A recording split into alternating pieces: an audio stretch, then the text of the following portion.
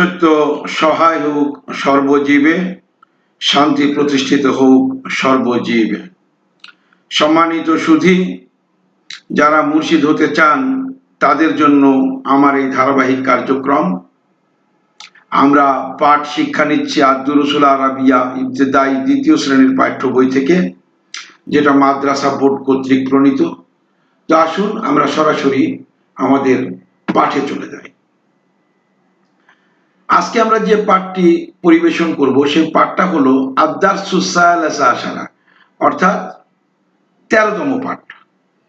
এই 13তম পাঠে আমরা শিখব আল আদাদু মানে গণনা শিখব, মিন মানে হতে, কি হতে, সিত্তাতা আশারা মানে 16 মিন সিত্তাতা আশারা মানে 16 হতে, ইলা মানে পর্যন্ত, কোন পর্যন্ত, সালাসুন 30 পর্যন্ত।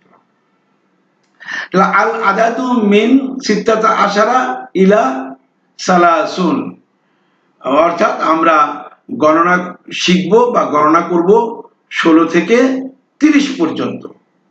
আনজুরু আস্তামি ওয়া আখরাউ, দেখি শুনি এবং পড়ি। তো আসুন আমরা দেখি শুনি এবং পড়ি।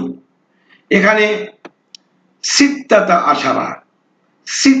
আশারা মানে 16, সাবআতা আশারা 17, সাবআতা আশারা 17, সামানিয়াতা আশারা অর্থাৎ 18। তারপরে তিসআতা আশারা 19, তিসআতা আশারা 19, ইশরুনা 20, ইশরুনা 20 বা 20। তারপরে ওয়াহিদুন ওয়া ইশরুনা 21, ওয়াহিদুন ওয়া ইশরুনা 21, ইসনানি ওয়া ইশরুনা 22, ইসনানি ওয়া ইশরুনা 22।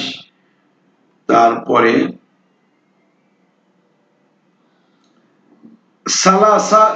সালাসাতুন ওয়া ইশরুনা 23, সালাসাতুন ওয়া ইশরুনা 23, আরবাতুন ওয়া ইশরুনা 24, আরবাতুন ওয়া ইশরুনা 24, খামসাতুন ওয়া ইশরুনা 25, খামসাতুন ওয়া ইশরুনা 25।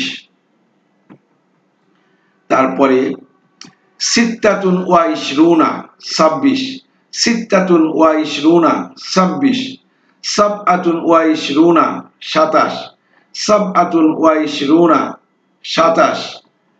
এরপরে সামানিয়াতুন ওয়া ইশরুনা 28, সামানিয়াতুন ওয়া ইশরুনা 28, তিসআতুন ওয়া ইশরুনা 29, তিসআতুন ওয়া ইশরুনা 29, সালাসুনা 30, সালাসুনা 30।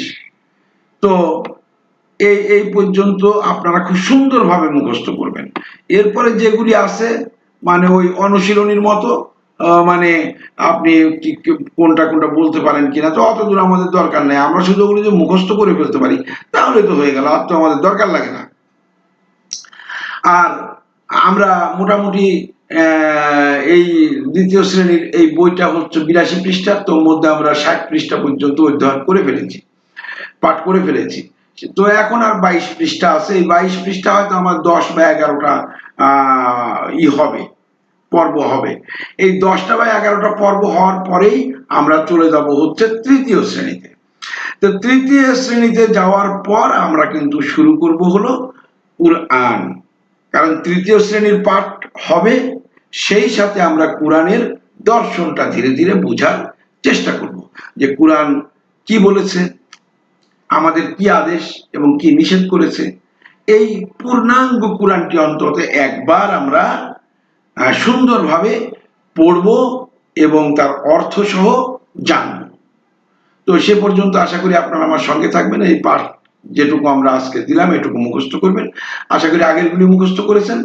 তো আশা করি সকলে আমার সঙ্গে থাকবেন, এই প্রত্যাশা রেখে এখানেই শেষ করছি। সকলের প্রতি শান্তি প্রতিষ্ঠিত হোক, সত্য সহায় হোক সর্বজীবে।